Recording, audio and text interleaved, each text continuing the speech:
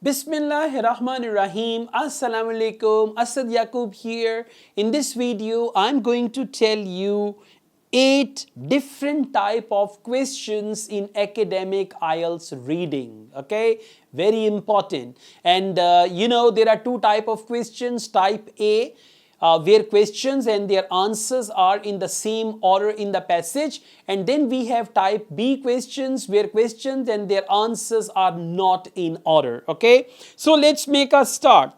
First of all, let's talk about multiple choice questions.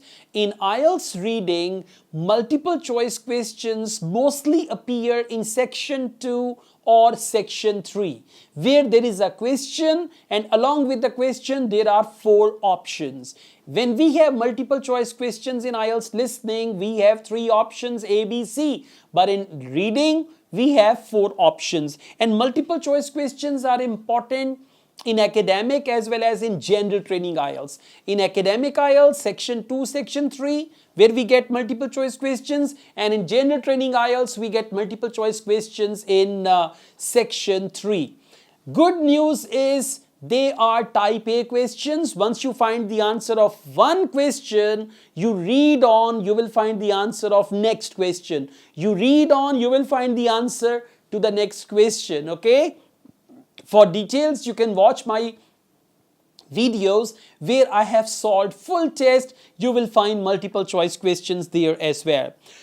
The next important question type is matching headings. We also call it list of headings.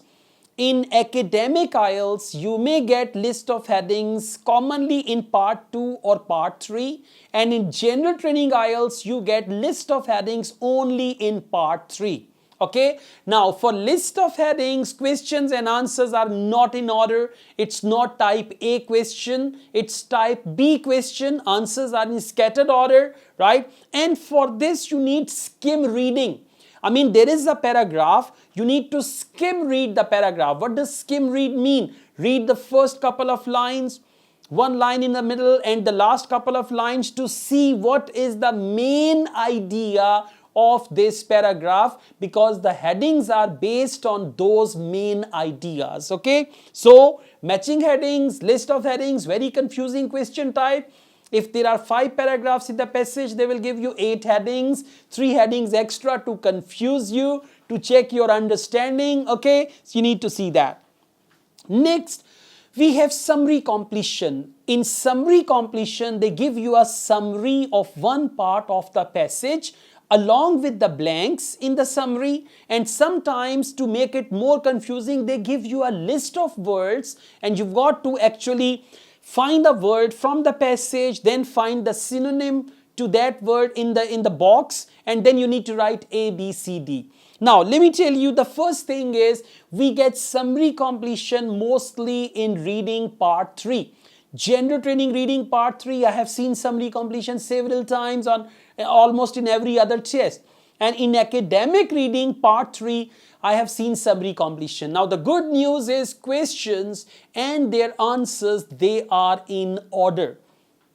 If there is one summary, you will find the answers in one paragraph, and if there are 2 summaries, you may find the answers in 2 separate paragraphs. Okay, but anyways, it's not difficult. Answers are usually grouped together, like in one sentence you find one answer, next sentence next answer, and like this you actually complete that. Okay, next, after summary completion, we have sentence completion. Very common question type in academic reading and in general training reading. In academic reading, you get sentence completion almost in all 3 sections. Okay, there are 3 to 4 questions. In section 1, there are 5 to 7 questions. In general training reading, part 1, part 2 and part 3, you will find sentence completion. Sentence completion is type A. Questions and their answers, they are in order, and I advise all my students, if you find sentence completion with any passage, you need to solve these questions first. Whether they are questions 1 to 7 or they are 9 to 14, beginning or ending, but you need to start with these questions because they are type A. Mostly you find all the answers in one paragraph, and this is how, after when you write one correct answer, you feel more confident. your level of your energies, and then what you say, you feel positive about the reading test, and that positivity, that feeling helps you find all the answers. Okay, next we have matching sentence ending. This question type is not very common now.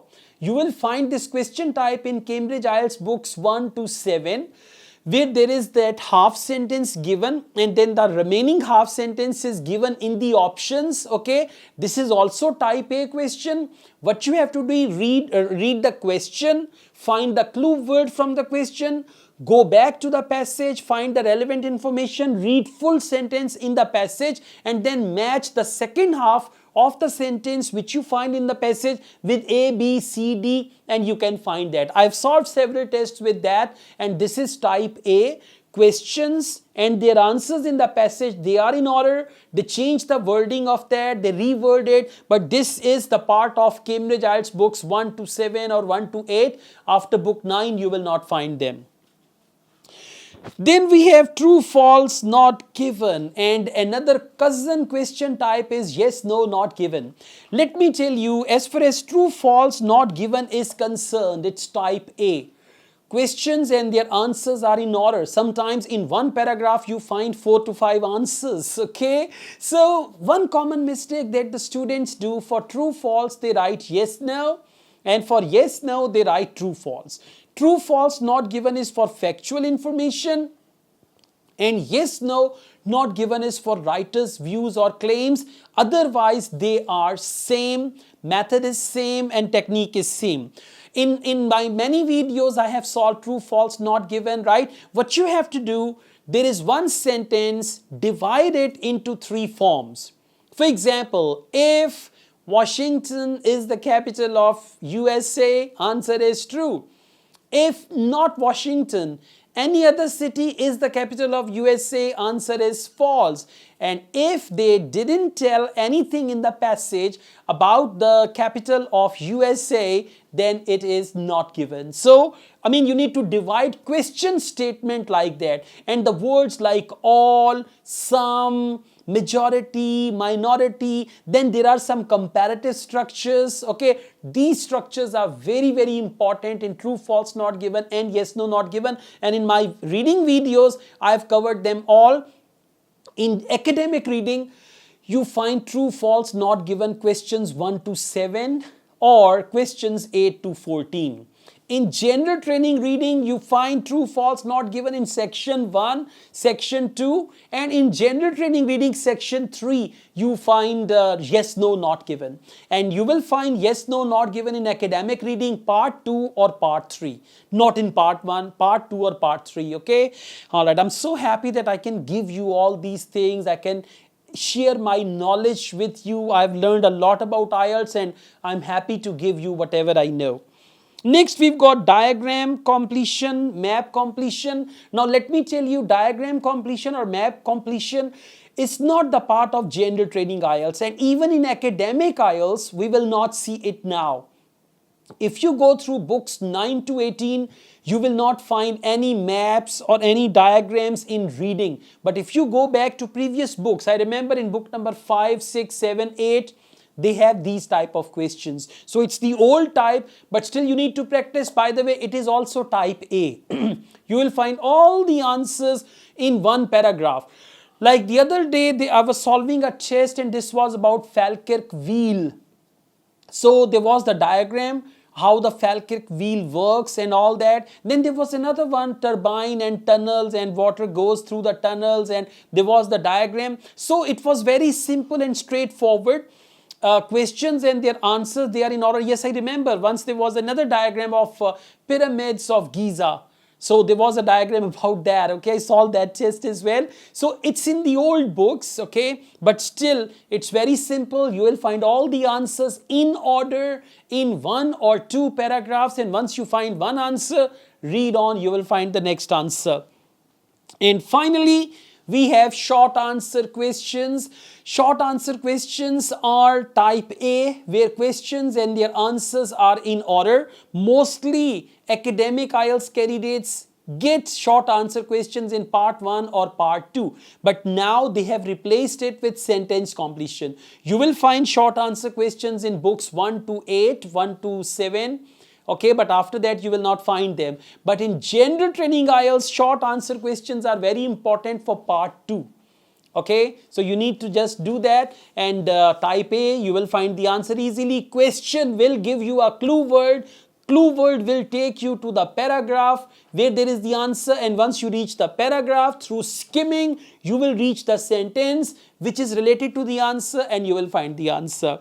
Thank you so much, guys. I'm trying my level best. You should try your level best, and I'll be very happy once you land your destination country and once you start a new life in your destination country. All the best, guys. I also teach IELTS online all over the world and in campus in Lahore.